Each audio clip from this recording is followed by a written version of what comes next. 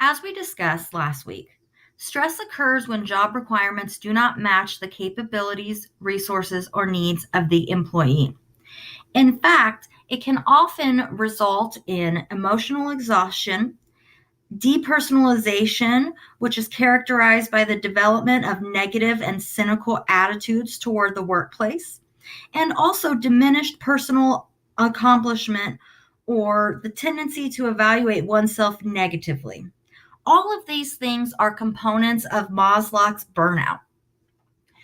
Burnout has been studied for quite some time, and a valuable framework to study burnout is the job demands resource model. The JDR model has a framework that includes job demands leading to strain, which is operationalized as burnout, and it is negatively related with organizational outcomes, meaning these positive things here are decreased when strain occurs. In contrast, resources result in good things: motivation, engagement, wellness, and those components result in positive organizational outcomes. Organizational commitment would be higher, you'll have higher performers, and you're going to have better chances of retention. How do demands and resources operate together?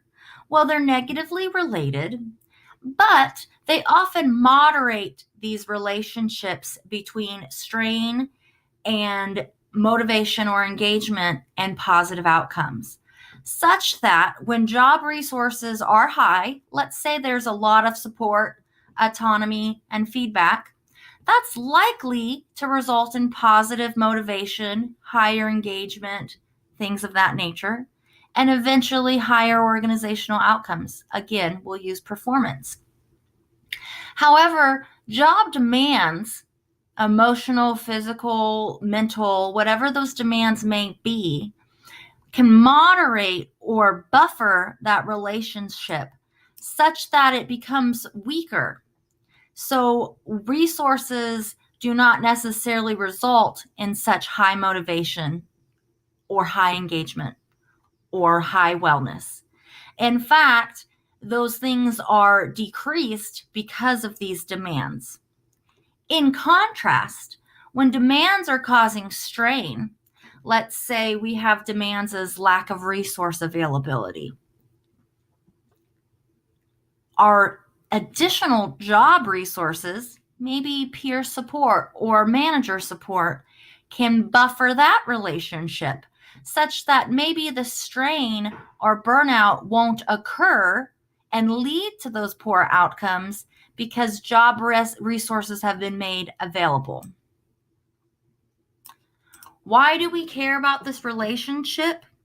Well, we care about these organizational outcomes. So we need to truly understand how demands and resources and the structure of the role and the job itself can result in strain, demotivation, or lack of engagement.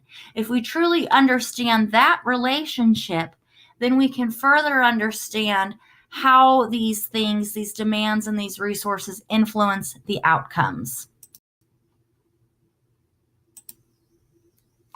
You'll see here in this slide where high resources and low demands are going to create our best environment. We're going to have lack of burnout, lack of strain, high motivation, high engagement. In contrast, high demands and low resources is going to create the worst situation: high strain, high burnout, low engagement, low motivation. And what does this mean? Poor performance. Remember, at the end of the day, what we care about are performance indicators. We care about productivity, profitability, quality.